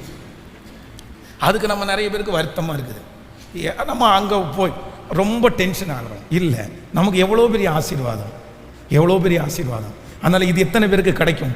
ஆண்டவரோடு இருக்கிறது எத்தனை பேருக்கு கிடைக்கும்? அதனால் நான் நம்புகிறேன், உங்களை நடத்துவார் கர்த்தர். நம்பர் 1, முதலாவதாக நீங்கள் மறக்கக்கூடாது, இந்த நகோமியின் இடத்துல இருந்த ஃபஸ்ட்டு கேரக்டர் என்ன அப்படின்னா, அவர்கள் கையிலே கொடுக்கப்பட்டிருக்கிற பொறுப்பை எப்படி செஞ்சாங்களாமா? சந்தோஷமாய். சொல்லுங்க பார்க்கலாம். கேட்கல? முடிஞ்சதை பிள்ளையை பெற்று எல்லாருமே வந்து ரூத்தினுடைய பிள்ளைன்னு சொல்லலையாமா, யாருடைய பிள்ளைன்னு சொன்னாங்களாமா? கேட்கல? அவ எந்த அளவுக்கு அந்த அம்மா இன்ட்ரெஸ்டாக அந்த குழந்தைய பார்த்துருக்கும் பாருங்களேன். நீங்கள் 4ஆம் அதிகாரம் 16வது வசனத்தை வாசிச்சா, நகோமி அந்த பிள்ளையை எடுத்து தன் மடியிலே வைத்து அதை வளர்க்கிற தாயானாள். நகோமி அந்த பிள்ளையை எடுத்து தன் மடியிலே வைத்து அதை வளர்க்கிற, நம்மளா இருந்தால் என்ன பண்ணுவோம்னு நினச்சிக்கோங்க, போறா பாரு, சாரியை கட்டிட்டு கிளம்பிட்டா புருஷனோட. எங்கத்தான் போவ அளவு தெரியல, என்னத்தை தான் பண்ணுவ அளவு தெரியல. குழந்தைய தலையில் கட்டிட்டாளா, கிளம்பிட்டாளா, நான் ஒருத்தி வேண்டாத ஆகாவலியா இங்கே கிடக்கிறேன்ல, நான் ஒருத்தி சும்மா இங்கே இருக்கிறேன்ல, என்ன கேட்கறதுக்கு தான் யாரும் இல்லையே. ஆமாம், தலையில் கட்டிட்டு நீ போ. அது வேற, அந்த குழந்தைய ஒரு திட்டுறது, சனியை நம்ம வந்து தலையில் வந்து மாட்டிடுச்சு அப்படின்னு இல்லை. என்ன மாதிரி ஒரு நீங்கள் எவ்வளோ பெரிய ஸ்தானத்தில் இருக்கிறீங்க, நீங்கள் எவ்வளோ பெரிய ஸ்தானத்தில் இருக்கிறீங்க. நீங்கள் என்ன செஞ்சாலும் அது நடக்கும், நீங்கள் என்ன ஜெபம் பண்ணாலும் அது நடக்கும். ஆண்டவர் உங்கள் வார்த்தைக்கு மாறவே மாட்டார். ஏன்னா ஆண்டவர் ரொம்ப பிடிக்கும். வேதத்தில் நான் ஃபஸ்ட்டு ஸ்டார்ட் பண்ணும்போது சொன்னது மாதிரி ஏதாவது ஒரு விதவையாக கூட ஆண்டவர் வெறுமையாக அனுப்பியிருக்காரா? ஒருத்தரை கூட வெறுமையாக அனுப்பியிருக்காரா? கிடையவே கிடையாது. நீங்கள் உடனே என்ன பண்ணணும்னா அந்த பிள்ளைய கையில் எடுத்து வச்சு இவன் ஊழியக்காரனாக மாறணும், இவன் ஊழியக்காரியாக மாறணும். ஒன்று நான் இங்கேருந்து பார்ப்பேன், இல்லைன்னா நான் அங்கேருந்து பார்ப்பேன். நான் செய்ய தவறுனதை இந்த பிள்ளை செய்யணும், நான் விட்டதை இந்த பிள்ளை செய்யணும். ஸோ இனி உங்கள் கையில் கொடுக்கப்படுகிற பொறுப்பை நீங்கள் எப்படி செய்ய போறீங்க? சத்தமா வரலையே சத்தம் இன்னும். சந்தோஷமா உங்களுக்கு ஒன்றும் பண்ணாது. நீங்க நல்லா இருப்பீங்க, நீங்க பலனா இருப்பீங்க. கர்த்தருக்கு காத்திருக்கிறவர்களோ புது பலன் அடைந்து செட்டைகளை அடித்து உயரே எழும்புவார்கள். அவர்கள் சோர்ந்தே போக மாட்டாங்க. அதனால உங்களுக்கு சரீரத்தில் எந்த பலவீனமும் வராது. வந்தாலும் அதை நீங்க ஈஸியா ஓவர் கம் பண்ணிடுவீங்க. அதெல்லாம் உங்களை சேதப்படுத்தப்படும். நீங்க 2 நாளைக்கு மேல யார் படுத்தப்படுக்கையா இருந்திருக்கீங்க? கிடையவே கிடையாது. கர்த்தர் உங்களை தட்டி எழுப்புவார், நீங்க உற்சாகம் அடைவீர்கள். நைட்டு படுக்க போகும்போது கை வலிக்குது கால் வலிக்குதுன்னு போவீங்க, காலையில் எழும்பும் போது கை வலியும் இல்லை கால் வலியும் இல்லை, பொறுப்பு முன்னாடி வந்து நிற்கும் உங்களுக்கு. அந்த மாதிரி ஆண்டவர் உங்களை டிசைன் பண்ணியிருக்கிறாரு. அதனால ஆண்டவரே, இந்த நகோமியினுடைய அபிஷேகம் என் தலை மேலே வரட்டும். என்ன தலை மேலே வரட்டும்? என் கையில் கொடுக்குற பொறுப்பை நான் என்ன செய்யணும்னா கவலையோடு அல்ல, மன தாங்கத்தோடு அல்ல, வெறுப்போடு அல்ல. எப்படி செய்யணும் அப்படின்னா சந்தோஷமா சந்தோஷமா சந்தோஷம். ரெண்டாவது வேகமாக நான் உங்களுக்கு சொல்லி நான் ஜெபித்து முடிக்கிறேன். ஸோ இரண்டாவது ஒரு காரியத்தை கூட நம்ம வாசிக்கலாம். அந்த வேதத்திலேருந்து இரண்டாவது ஒரு காரியத்தை வாசிக்க போகிறோம். 2ஆம் அதிகாரத்தினுடைய 2வது வசனம். மோவாபிய ஸ்திரீயான ரூத் என்பவள் நகோமியை பார்த்து, நான் வயல்வெளிக்கு போய் யாருடைய கண்களில் எனக்கு தயை கிடைக்குமோ அவர்கள் பிறகே கதிர் பொறுக்கி கொண்டு வருகிறேன் என்றாள். அதற்கு இவள், என் மகளே போ என்றாள். அவள் போய் வயல்வெளியில் அறுக்கிறவர்களுக்கு பிறகே பொறுக்கினாள். தற்செயலாய் அவளுக்கு நேரிட்ட அந்த வயல் நிலம் எலிமெலேக்கின் வம்சத்தானாகிய போவாசுடையதாய் இருந்தது. கவனி ஆண்டவருடைய பிள்ளைகளே, இந்த நகோமி அம்மாவனிடத்துல இருந்த 2வது கேரக்டர் எனக்கு ரொம்ப பிடிச்சிருச்சு. என்ன அப்படின்னு சொன்னா, அவங்க 2 பேரும் சேர்ந்து வர்றாங்க. எங்கே வர்றாங்கன்னா சொந்த ஊருக்கு வந்துட்டாங்க. சொந்த ஊருக்கு வரும்போது 2 பேரும் ஒருத்தருக்கு முஞ்சே ஒருத்தர் பார்த்துட்டே இருக்காங்க. அப்போ இந்த மருமகள் வந்து அந்த மாமியாரை பார்த்து சொல்கிறாங்க, நான் வந்து என்ன பண்ணுறேன் அப்படின்னு சொன்னேன், நான் கொஞ்சம் வெளியே போட்டுமா, நான் கொஞ்சம் வெளியே போய் எங்கேயாவது ஒரு இடத்துல போய் எனக்கு கோதுமை ஏதாவது கிடைக்குமான்னு பார்த்துட்டு வரட்டுமா அப்படின்னு சொல்கிறாங்க. இந்த பொண்ணு வாலிப பொண்ணு, இந்த பொண்ணு ரொம்ப அழகான பொண்ணு, இந்த பொண்ணு மோவாபிய ஸ்திரீ. இவங்க கொஞ்சம் ஏஜ்னானவங்க. இவங்க சொல்லும் போதே சொல்கிறாங்க, நான் வயசு போயிடுச்சு எனக்கு அப்படின்னு சொல்கிறாங்க. இப்போ அந்த பொண்ணு நம்மளாக இருந்தால் என்ன பண்ணுவோம் அப்படின்னு சொன்னால், ரொம்ப பயப்படுவோம். ஒன்று பயப்படுவோம், இல்லைன்னா சந்தேகப்படுவோம். இந்த 2மே நமக்குள்ளே இருக்கும். இந்த பொண்ணு சின்ன பொண்ணாக இருக்குதா, அழகான பொண்ணாக இருக்குதா, வெளியூரில் உள்ள பொண்ணு, இந்த பிள்ளை எப்படி போய் சமாளிச்சுட்டு வரணும் ஒன்று பயமாக இருக்கும். இன்னொன்று, இந்த பொண்ணு போகிற வழியில் யாரையாவது ஒருத்தரை பார்த்து பல்ல காமிச்சிச்சுன்னா சிரிச்சிச்சுன்னா என்ன பண்ணும் அப்படின்ற சந்தேகம் இருக்கும். ஆனால் இந்த நகோமி என்ன சொல்கிறாங்க அப்படின்னு சொன்னால், அந்த பிள்ளை மேலே நம்பிக்கை வச்சு அந்த பிள்ளையை என்ன பண்ணுறாங்கன்னா உற்சாகப்படுத்தி, நீ போமா, நீ போமா, உன் கூட கர்த்தர் இருப்பார், உனக்கு நல்ல வயல் நிலத்தை கர்த்தர் வாய்க்க பண்ணுவார். அந்த பிள்ளையை என்ன பண்ணுறாங்க அப்படின்னு சொன்னால், நான் கஷ்டப்பட்டுட்டேன், நான் இந்த மாதிரி ஒரு சூழ்நிலைக்கு வந்துட்டேன், ஆனால் நீ கண்டிப்பாக என்ன பண்ணணும்னா நான் பட்ட இந்த சுமையை நீ படக்கூடாது, நீ நல்லா இருக்கணும், நீ தைரியமாக இருக்கணும். அப்போது அந்த என்கரேஜ்மெண்ட் அங்கே போயிட்டு எதேர்ச்சியாய் அவர்களுக்கு நேரிட்ட வயல் நிலம் போவாசுடையதாக இருந்தது. அப்போ அந்த போவாஸ் வந்து உடனே இந்த பிள்ளையை பார்த்து யாருடையதுன்னு விசாரிக்கிறான். அந்த பிள்ளை வந்து உடனே சொல்லுது, இந்த மாதிரி நான் வந்து ஒரு வயல் நிலத்துக்கு போனேன், பொறுக்கிட்டு இருந்தேன், போவாசன் ஒருத்தர் இருந்தார், அவர் வந்து எனக்கு இந்த மாதிரி கொடுத்தாருன்னு சொன்ன உடனே அந்த அம்மா சொல்லுது, என் மகளே நீ பொறுத்துரு, அந்த மனுஷன் இந்த காரியத்தை முடிக்கிற வரைக்கும் என்ன பண்ண மாட்டானா, தூங்க மாட்டான், கர்த்தர் நமக்கு நன்மை செய்வார். நம்பர் 2, இரண்டாவது உங்களுக்குள்ள இருக்க வேண்டிய 2வது ஒரு ஸ்பிரிட் என்ன அப்படின்னா, நீங்கள் முடிஞ்ச வரைக்கும் எல்லாரையும் நீங்கள் என்ன பண்ணணும்னா என்கரேஜ் பண்ணுறவங்களா இருக்கணும். எப்படி இருக்கணும்? சத்தமாக சொல்லுங்க. ஆனால் நம்ம என்ன பண்ணுவோம்னு நினைக்கிறீங்க? யாரையாவது ஒருத்தரை பார்த்தா எனக்கு இந்த பாடு, உனக்கு ஹலோ, அப்படிதானே? யாராவது ஒருத்தர் ஒருவேளை கணவனை இழந்த ஒரு இளம் புள்ள உங்களை சந்திச்சா என்ன சொல்லி இருக்கிறீங்க நீங்க? ஒன்றும் கவலைப்படாதப்பா, ஆண்டவர் உன் கூட இருக்கிறார்ப்பா, நீ போப்பா, நீ சாதிக்கணும்ப்பா, உனக்கு இன்னும் நிறைய வயசு இருக்குப்பா, நீ நிறைய காரியத்தை செய்ய வேண்டியது இருக்குது, நீ தைரியமா மட்டும் இரு, நீ நல்ல சம்பாரி, நீ நல்ல சாட்சியா வாழு, உன் பிள்ளைய நல்லா வளர்த்து உன்னை பாதுகாப்புறது கர்த்தர் இருக்கிறாரு. என்ன ஆண்டவர் பாதுகாத்திருக்கிறாரு இல்ல, யாருடைய கையும் உன் மேல படாம கர்த்தர் பாதுகாப்பாரு அப்படின்னு அத்தனை பேர் சொல்லி இருக்கிறீங்க. நம்ம என்ன சொல்லுவோம் அவங்கள பார்த்தோம், ஐயோ பிள்ளை இந்த மாதிரி ஆகி போச்சா உனக்கு, என் வாழ்க்கை தான் இப்படி இருக்குது, உன் வாழ்க்கையும் இப்படி இருக்குதா, தொலைஞ்ச முடிஞ்ச இந்த சமுதாயம் உன்னை என்ன பேசும் தெரியுமா, நீ எப்படி இருப்ப தெரியுமா, எப்படி ஆவ தெரியுமா. உடனே உங்கள் கண்ணில் இருந்து நல்லாவே கண்ணீர் வரும். அழுறதுக்கு உங்களுக்கு சொல்லியா தரணும்? உங்க சொல்லியே தர வேண்டாம். இல்லை, அந்த துக்கத்தினுடைய நான் குற்றப்படுத்தலை. ஆனால் என்ன அப்படின்னா, எனக்கு இந்த நகோமியை ரொம்ப பிடிச்சிருச்சு. இவங்க எனக்கு மாமியாரை வந்தால் நல்லா இருந்திருக்கும்னு நினச்சேன். சார் எவ்வளோ ஒரு நல்லா மாமியார் பாருங்க. அந்த பிள்ளைய அந்த அம்மா என்ன சொல்கிறாங்க அப்படின்னு சொன்னால், போப்பா நீ போப்பா, நீ எந்திரிச்சு போ. அத்தை இது வெளியூர் ஆச்சே, நீ கவலைப்படாத, இஸ்ரவேலின் கர்த்தர் உன் கூட இருப்பார். அத்தை யாராவது பார்த்து ஏதாவது சொன்னாங்கன்னா ஒன்றும் வராது. ஆபிரகாமுடைய மனைவியை ராஜா பிடிச்சு கொண்டு போய் வீட்டில் வச்சிருக்கும் போதே ஆண்டவர் அந்த பிள்ளை மேல விரல் கூட படாம பாதுகாத்தார்ல, ஒருத்தனுடைய விரல் கூட உன் மேல படாம பாதுகாக்கிறதுக்கு கர்த்தர் வல்லவரா இருக்கிறார். நீ இடம் மட்டும் கொடுக்காம இருந்தா போதும். நீ இடம் மட்டும் கொடுத்து, அவ்வளவு தைரியம், அவ்வளவு விசுவாசம், அவ்வளவு உந்தி தள்ளி ஸ்ட்ரென்தன் பண்ணி நான் நம்புறேன். இன்னைக்கு உங்க மேல ஒரு அபிஷேகம் வருது. என்ன அபிஷேகம் வருதுன்னா, தைரியப்படுத்துகிற அபிஷேகம். உங்களுக்கு ஃபோன் பண்ணி பேசின உடனே, உங்க பிள்ளை பேசின உடனே, அம்மாவா நீங்க இருக்கிறீங்களா, நீங்க பேசும்போது அவங்களுக்கு என்ன வரணும்னா அப்படியே தைரியம் வரணும். நான் ஜெபம் பண்றேன் பிள்ளை, உனக்காக நான் ஜெபம் பண்றேன், நீ போ, எது கவலைப்பட்டு உட்காந்துருக்கிற, ஆண்டவர் என்ன நடத்த மாட்டாரா, ஆண்டவர் என்ன இது பண்ண மாட்டார். உடனே நீங்க ஏன்னா நீங்க இருக்கிறதே எங்களுக்கு ஒரு பெரிய ஸ்ட்ரென்த். நீங்க இருக்கிறதே பின்னாடி இருக்கிறவங்களுக்கு ரொம்ப ஸ்ட்ரென்த். நீங்க இல்லாத இடத்த நினைச்சு பார்க்கவே முடியாது. ஆமேன். அந்த மாதிரி ஒரு இடத்துல நீங்க இருக்கணும்னு ஆசைப்படணும்.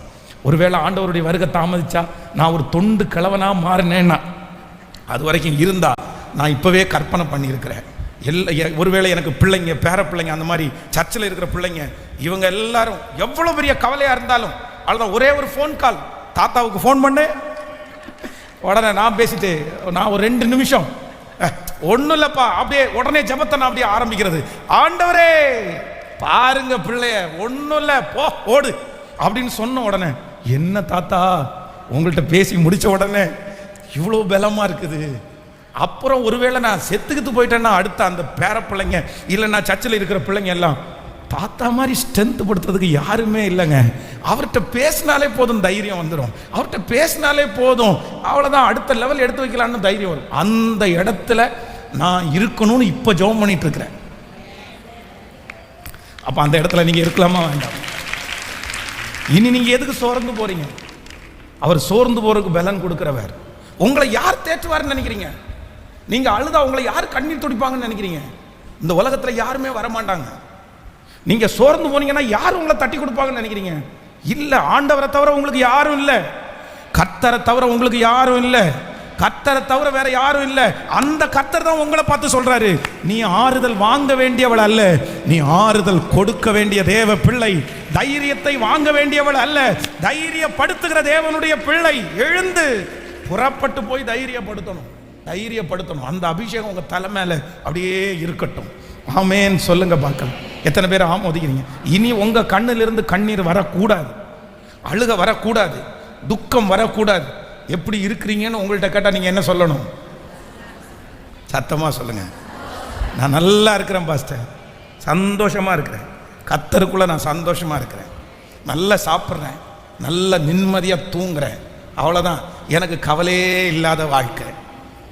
என்ன ஆமீன் வரமாட்டேங்குது? கவலையே இல்லாத வாழ்க்கைன்னு சொன்னால் மட்டும், அதை மட்டும் சொல்லாதீங்க பாஸ்டர், 1000 கவலை. நான் சொல்கிறேன், எதுக்கு நீங்கள் கவலைப்படணும்?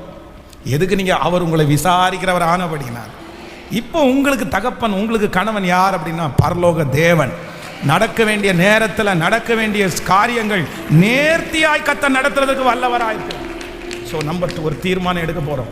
என்ன தீர்மானம் எடுக்க போகிறோம்னா, எல்லாருக்கும் நான் என்ன பண்ண போகிறேன்னா, பின்னாடி இருந்து அவங்கள அவங்கள என்ன பண்ண போகிறேன்னா தைரியப்படுத்த போகிறேன்.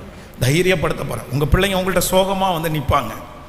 ஒருவேளை இங்கே இந்த சத்தத்தை கேட்குற யாரோ ஒருத்தருக்கு கணவனாரை இழந்து இளம் பிள்ளைகள் உங்களுக்கு இருக்கலாம். சின்ன பிள்ளைங்களை நீங்கள் வளர்த்துருக்கலாம். அந்த சின்ன பிள்ளைங்களாம் உங்கள்கிட்ட வந்து ஒவ்வொரு பிரச்சனையாக சொல்லும்போது உங்கள் மனசு அப்படியே இடிஞ்சு போகலாம். ஆனால் இன்றைக்கி ஆண்டவர் உங்கள் மேலே ஒரு பெரிய அபிஷேகத்தை வைக்கிறாரு. அந்த பிள்ளைங்க வந்து உங்கள்கிட்ட சொல்லும்போது நீங்கள் என்ன சொல்ல போகிறீங்க அப்படின்னு சொன்னாங்க, ஒன்றும் இல்லை, நமக்கு உலகத்து அப்பா தான் இல்லை, ஆனால் பரலோக அப்பா நமக்கு இருக்கிறாரு. பரலோக அப்பா உங்களுக்கு இருக்கிறாரு. உலகத்து அப்பா செய்கிறத காட்டும் பரலோக அப்பா நல்லா செய்வார். அந்த பரலோக அப்பா உன்னை கைவிட மாட்டார். அந்த பரலோக அப்பா உன்னை நடத்துவார். எத்தனை பிள்ளைங்க இன்னைக்கு எவ்வளோ நல்லா இருக்காங்க தெரியுமா? என்ன தெரியுமா? அந்த கணவனாரை இழந்த தாயாருடைய ஒரு உற்சாகம் ஆண்டவர் அப்படியே கர்த்தர் செய்வாராக. ஸோ நம்பர் 1, முதலாவதாக ஃபஸ்ட்டு நீங்கள் மறந்துடக்கூடாது. உங்களுக்கு ஆண்டவர் கொடுத்துருக்கிற பொறுப்பை நீங்கள் என்ன பண்ணணும்? சத்தமாக சொல்லுங்கள். கேட்கல? சந்தோஷமா உன் கையில் இருந்து எனக்கு இன்னைக்கு பூண்டு குழம்பு சாப்பிட்றதுக்கு ஆசையாக இருக்குன்னு கேட்டால் என்ன சொல்லுவீங்க? அப்படின்ற கூடாது. அப்படியே ஒரு நான் இருக்கிற நிலைமைக்கு உனக்கு பூண்டு குழம்பு வச்சு தரணுமா? கேளு, உன் பொண்டாட்டிகிட்ட போய் கேளு, இல்லைன்னா உங்கள் வீட்டுக்கார்ட்ட போய் கேளு, ஏதோ கடையில் வாங்கி கொடுப்பான் அப்படின்னு சொல்லக்கூடாது.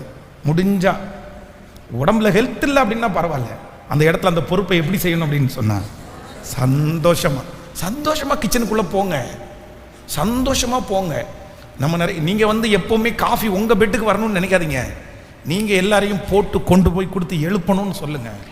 அதுதான் தலைமைத்துவம், அதுதான் அதிகாரம். உங்கள் பிள்ளைங்க ஒரு நாள் உங்களை மிஸ் பண்ணுவாங்க பாருங்க, உங்களை பார்த்து ஆச்சரியப்படுவாங்க பாருங்க. எப்போ தெரியுமா?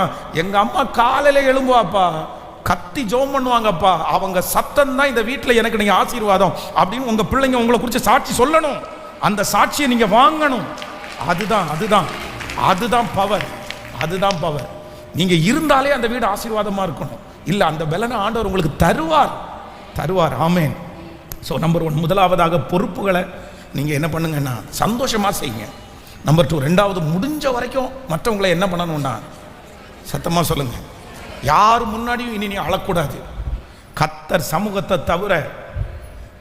சமூகத்தை தவிர வேற எங்கேயுமே அழக்கூடாது. எந்த மனுஷனிடத்துலையுமே நீங்கள் அழக்கூடாது. கர்த்தர் உங்களை அழுகிறதற்காக கர்த்தர் உங்களை வைக்கவே இல்லை. நீங்கள் அழணும்னா உங்கள் கண்ணீரை துடைக்கிற ஒரே ஒரு இடம் இருக்குது, அது தேவ சமூகம். அவர்கிட்ட அழுங்க, அவர் கண்டிப்பாக கண்ணீரை துடைப்பார், அவர் நடத்துவார். அதனால இனி மனுஷங்கள்கிட்ட அழுகிற வேலையே வேண்டாம், அந்த பேரை வாங்காதீங்க. ஸோ நம்பர் 3, மூணாவது ஒரு காரியத்தை கூட சொல்லி உங்களுக்காக ஜெபித்து நான் முடிக்கிறேன். வாசிக்கலாம். ஒரு வசனத்தை 1ஆம் அதிகாரத்தினுடைய 20வது வசனத்தை வாசிக்கும் போது, அதற்கு அவள், நீங்கள் என்னை நகோமி என்று சொல்லாமல் மாறாள் என்று சொல்லுங்கள். சர்வ வல்லவர் எனக்கு மிகுந்த கசப்பை கட்டளையிட்டார், நான் நிறைவுள்ளவளாய் போனேன். கர்த்தர் என்னை வெறுமையாய் திரும்பி வர பண்ணினான். கர்த்தர் என்னை சிறுமைப்படுத்தி சர்வ வல்லவர் என்னை கிளேசப்படுத்தி இருக்கையில் நீங்கள் என்னை நகோமி என்பானேன். இப்படி நகோமி மோவாபிய ஸ்திரீயாகிய தன் மருமகள் ரூத்தோடே கூட மோவாப் தேசத்திலிருந்து திரும்பி வந்தாள்.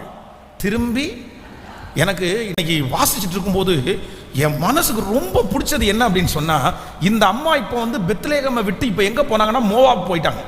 இந்த மோவாப் போகும்போது இவருடைய கணவன் மட்டும் இறக்கல, பிள்ளைகளும் 2 பேரும் இறந்துட்டாங்க. ஒரு வீட்டில் 3 ஆம்பளை பிள்ளைங்க, 3 ஆம்பளைங்களும் இறந்துட்டாங்க. கணவனார் இறந்தாச்சு, 2 பிள்ளைகள் இறந்துட்டாங்க. இப்போ மருமக்கள் 2 பேர் உயிரோடு இருக்காங்க. ஒரு பொண்ணு முத்தம் விட்டுட்டு நான் போறேன் அப்படின்னு சொல்லி போயிடுச்சு. ஆனால் இன்னொரு பொண்ணு நான் உங்க கூட தான் வருவேன்னு வருது.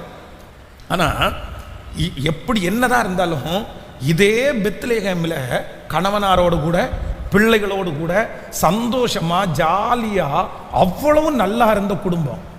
ஆனால் இன்னைக்கு ஒன்றும் இல்லாமல் போய் உருக்குலைஞ்சு அவன் நகோமின்னு கண்டுபிடிக்கிறதுக்கே அவங்களுக்கு நிறைய டைம் ஆகுது. இவன் நகோமி தானே, அது மாதிரி இருக்குது, ஃபேஸ் கட் அந்த மாதிரி இருக்குது.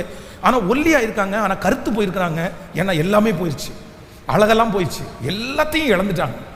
ஆனால் அவங்க மனசில் ஒரு தீர்மானம் என்ன அப்படின்னு சொன்னால், தன்னை ராஜாத்தி மாதிரி பார்த்த அந்த ஜனங்களை இப்போ வந்து குறைவாக ஒன்றும் இல்லாமல் அவங்கள சந்திக்கணும். இல்லை, நான் இவங்களை சந்திக்கவே மாட்டேன்னு சொல்லி தன்னை ஒதுக்கிக்கவே இல்லை.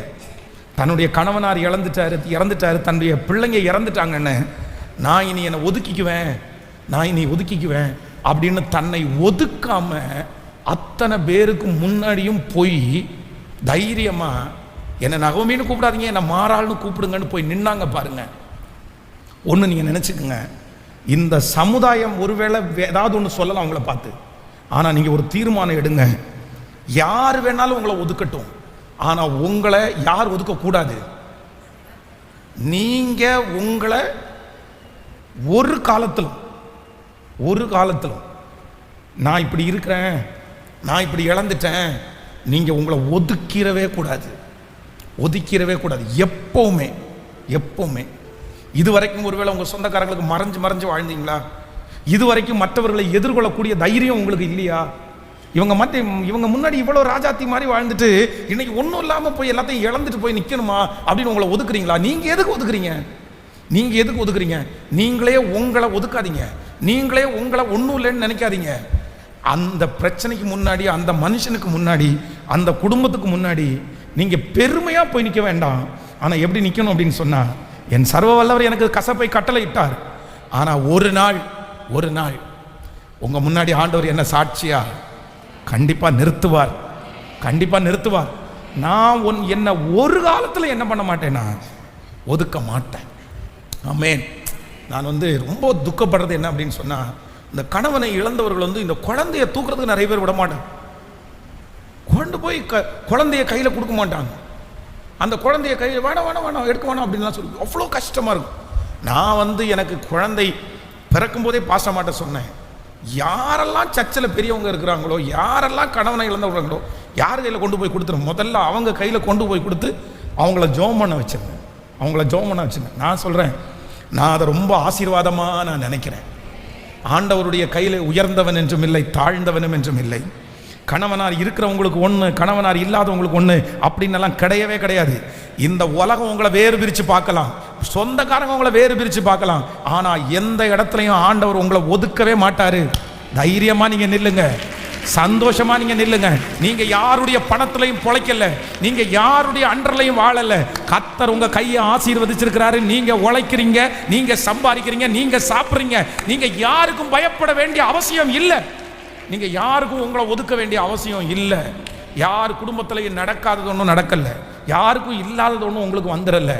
என்னமோ ஆண்டவர் இந்த சூழ்நிலையை உங்களுக்கு அனுமதிச்சிருக்கிறாரு, அவ்வளோதான். ஆமேன்னு சொல்லுங்கள். நகோமி அந்த பிரச்சனையை, அந்த சொந்தக்காரங்களை நம்மளா இருந்தால் என்ன பண்ணியிருப்போம் அப்படின்னா, அந்த 2 மருமக்களையும் கூப்பிட்டு, எனக்கு நீ ஊருக்கு போகிறதுக்கு எனக்கு இல்லை, எனக்கு நீ இன்ட்ரெஸ்ட் இல்லை, நான் நீ யாரை அங்கே பார்க்கறதுக்கு, எனக்கு இங்கே யார் இருக்கா, நான் அங்கே போனேன்னா என்னை ரொம்ப தரக்குறைவாக ட்ரீட் பண்ணுவாங்க, நான் அவளை வாழ்ந்து கெட்டவா, நான் நிறைய வாழ்ந்துட்டேன், இனி அந்த இடத்துல அவமானப்பட்டு அவங்களுக்கு முன்னாடி நிற்க முடியாது, இங்கே ஏதாவது ஒரு வீடு பார்த்து என்ன செட்டில் பண்ணுங்கன்னு நம்மளா இருந்தால் சொல்லுவோம். ஆனால் நகோமி என்ன பண்ணுறா அப்படின்னு சொன்னால், நான் போவேன், என்னுடைய சொந்த இடத்துக்கே போவேன், சொந்த ஊருக்கே போவேன், அங்கே போய் நான் நிற்பேன். சர்வ வல்லவர் எனக்கு கசப்பு கட்டளையிட்டது உண்மைதான், ஆனால் அவர் மேலே நான் நம்புகிறேன். எனக்கு இந்த சூழ்நிலையை அனுமதித்தது உண்மையானால் அவங்க முன்னாடி என்னை சாட்சியாக நிறுத்திருக்கும். அவங்க நினைச்சது மாதிரியே கர்த்தர் நகோமியினுடைய தலையை அங்கே உயர்த்தினார். உங்கள் வீட்டில் நடக்கிற கல்யாணத்தில் கர்த்தர் உங்கள் தலையை உயர்த்துவார். உங்கள் பிள்ளைகளுக்கு ஒரு வேலையை கொடுத்து கர்த்தர் உங்கள் தலையை உயர்த்துவார். சொந்தக்காரங்களுக்கு முன்னாடி சாதிச்சுட்டான்ற ஒரு பேரை கர்த்தர் வாங்க பண்ணுவார். ஒவ்வொரு மனுஷங்களுக்கு முன்னாடியும் சாதிச்சுட்டான்ற பேரை ஆண்டவர் உங்க தலை மேல வைப்பார். இது தீர்க்க தரிசனமான வார்த்தை. முடிஞ்சிட்டான்னு நினைக்கிற அத்தனை பேரு சாதிச்சாங்கன்னு அவங்க வாயினாலேயே சொல்லுகிற ஒரு நாள் நிச்சயமா வரும். எந்த இடத்துல உங்களை என்ன பண்ணிடக்கூடாதுன்னா ஒதுக்கக்கூடாது. மற்றவங்க உங்களை ஒதுக்குனாலும் நீங்க என்ன பண்ண வேண்டாம்னா அதை குறித்து கவலைப்பட வேண்டிய அவசியம், நான் சொல்றேன், மூளை வளர்ச்சி அவங்களுக்கு இல்லை, அதனால தான் ஒதுக்குறாங்க. அவங்க மனுஷனே கிடையாது, அதனால தான் ஒதுக்குறாங்க. உங்களையே காயப்படுத்துகிற ஒரு பர்சன் இந்த சமுதாயத்தில் வாழ்றதுக்கு அருகதற்ற ஒரு மனுஷன், அவன் தான் துக்கப்படணுமே தவிர நீங்க துக்கப்படவே கூடாது. ஆமேன்னு சொல்லுங்க. ஸோ 3 காரியம். ஒரு உத்தம விதவை, ஒரு உண்மையான சிநேகிதி, உத்தம சிநேகிதி யார் அப்படின்னு சொன்னா, நம்பர் 1, முதலாவதாக தன் கையிலே கொடுக்கப்படுகிற பொறுப்பை எப்படி செய்வாங்களாமா? சத்தமாக சொல்லுங்க. நீங்கள் நிறைய பேருக்கு கொஞ்ச நேரம் தான் நீங்கள் தூங்குவீங்கன்னு எனக்கு தெரியும். சிலர் காலையிலே சீக்கிரமாக எந்திரிச்சுவாங்க. நான் சொல்கிறேன், எதையுமே பார்க்காதீங்க. யாரும் எனக்கு காஃபி தர வேண்டாம் சொல்லுங்க. கேட்கல? சத்தமாக சொல்லுங்க. நானே எல்லாருக்கும் எந்த வீட்டில் நீங்கள் இருந்தாலுமே இனி இதுக்கப்புறம் மாற்றுங்க. ஒருவேளை உங்களை பார்த்த உடனே என்ன புதுசாக இருக்குது, எத்தனை நாளைக்கு அப்படின்னு கேட்டால் கூட வருத்தப்படாதீங்க. ஒரு முடிவாகவே எடுங்க. என் கையில் என்ன பொறுப்பு கொடுத்தாலும் நான் என்ன செய்வேன் அப்படின்னா, பிள்ளைகளை விட்டுட்டு போகிறாங்களா, கத்திடத்தில் பெலனை கேளுங்க. முடிஞ்ச வரைக்கும் பிள்ளைகளை விட்டுட்டு போகும்போது அவங்களுக்கு ஆண்டவரை குறித்து உள்ள திணிச்சிட்டே இருங்க. இது ஒரு பெரிய வாய்ப்பு, இது ஒரு பெரிய வாய்ப்பு. அப்போஸ்தலனாகிய பவுல் தீமோத்தேயை பார்த்து சொல்கிறாரு, உனக்குள்ள ஒரு ஃபெய்த் இருக்கிறத நான் பார்க்குறேன், உனக்குள்ள ஒரு விசுவாசம் இருக்கிறத பார்க்குறேன். இந்த விசுவாசம் எங்கேருந்து வந்துச்சு? உன் பாட்டியாகிய லோவிசாளுக்குள்ள இருந்த விசுவாசம் உனக்குள்ள இருக்குது. அப்போ இந்த பிள்ளையை அதிகமாக வளர்த்துனது யார் அப்படின்னா பாட்டி. வளர்த்தும் போதெல்லாம் என்ன பண்ணிட்டாங்கன்னா அவங்கள்ட்ட இருக்கிற அந்த விசுவாசத்தை, ஃபெய்த்தை அப்படியே பேர குழந்தைக்குள்ள அப்படியே இறக்கிட்டாங்க. தான் ஊழிய தாகத்தை அவங்களுக்குள்ள இறக்கிட்டாங்க, அபிஷேகத்தை அவங்களுக்குள்ள இறக்கிட்டாங்க. நான் தான் வாழ முடியல, நான் தான் சாதிக்க முடியல, ஆனா உன்னை கொண்டு கர்த்தர் செய்வார்ன்ற அந்த அபிஷேகத்தை உள்ள விதைச்சிட்டாங்க. நான் நம்புறேன் உங்க மேல இருக்கிற அந்த அபிஷேகத்தை, உங்க மேல இருக்கிற அந்த தாகத்தை, உங்க மேல இருக்கிற வல்லமையை நீங்க டிரான்ஸ்லேட் பண்ணணும். நீங்க செஞ்சா என்ன, அந்த பிள்ளை செஞ்சா என்ன, ரெண்டும் தேவனுடைய ராஜ்யத்திற்காகத்தான். அது உங்க மூலமா ஆண்டவர் செய்ய போறார். ஹல்லேலூயா. எத்தனை பேர் ஒப்பு கொடுக்க போறீங்க? நான் ஜெபம் பண்ணி முடிக்கிறேன். கைகளை எல்லாம் அப்படி எழும்பி நின்று கைகளை உயர்த்தி, அப்பா அப்பா அப்பா, இனி நான் நினைச்சு நான் வருத்தப்படுத்த மாட்டேன், எதை குறித்து நான் கலங்க மாட்டேன். இதுவரையிலும் என்னை நடத்தினது உண்மையானால், இதுவரையிலும் என்னை நடத்தினது உண்மையானால் இனியும் நடத்துறதற்கு வல்லவர் வல்லவர் கர்த்தர். இந்த சத்தத்தை கேட்கிற நிறைய பேர் ஆண்டவர் தைரியப்படுத்துறாரு. கர்த்தர் சொல்றாரு, நீ போக வேண்டிய தூரம் வெகு தூரம், நீ போக வேண்டிய தூரம் வெகு தூரம், நீ பண்ண வேண்டிய பிரயாணம் இன்னும் நிறைய இருக்குது. உன்னுடைய ஓட்டம் முடியல. ஆமேன். உங்க மேல வச்சிருக்கிற அபிஷேகம் இன்னும் முடியல. கர்த்தர் சொல்றாரு, இத்தனை ஆண்டு வரைக்கும் நீ எப்படி நடப்பீங்கன்னு கேட்டீங்க. 5 வருஷம் ஆயிருச்சு, 10 வருஷம் ஆயிருச்சு, இவ்வளவு நாள் ஆயிருச்சு. ஆண்டவரே, இந்த பர்சன் இல்லாத இந்த இடத்தை நான் எப்படி நடத்த போறேன்னு கலங்குனீங்க. ஆனா இதுவரையிலும் ஆண்டவர் இவ்வளவு ஆச்சரியமா, இவ்வளவு பலப்படுத்தி நடத்தினார்ல, அந்த தேவன் சொல்லுகிறார், இதுவரையிலும் உன்னை நடத்தினது நான் தான், இனியும் உன்னை நடத்த போகிறது நான் தான். ஆமென். இதிலும் பெரிதானவைகளை நீ காண்பாய். ஜீசஸ். வல்லமை வல்லமை வல்லமை வல்லமை, அபிஷேகம் அபிஷேகம் அபிஷேகம் இப்பொழுது இறங்கட்டும். அந்த சோர்வின் ஆவிகள் வெளியே போகட்டும், பலவீனப்படுத்துகிற ஆவிகள் வெளியே போகட்டும், மன தாங்கல்கள் வெளியே போகட்டும். இப்போ ஒரு தைரியம், இப்போ ஒரு தைரியம் இயேசுவின் நாமத்தினால. அப்பா, என் தாய்க்கு வரட்டும், அப்பா என் சகோதரிக்கு வரட்டும். அப்பா, இனி அவங்க மூஞ்சில, அவங்க முகத்துல சோகத்தை பார்க்க கூடாது, சோகத்தை பார்க்க கூடாது. ஆண்டவரே, துக்கத்தை பார்க்க கூடாது, கண்ணீரை பார்க்க கூடாது. இந்த முகத்துல பிரகாசத்தை பார்க்கணும், பிரகாசத்தை பார்க்கணும். இவங்க போய் நிற்கும் போதே அந்த இடத்துல ஒரு சந்தோஷம் உண்டாகணும். ஐயா, உடைஞ்சு போயிருக்கிறாங்க ஐயா, உடைஞ்சு போயிருக்கிறாங்க ஐயா.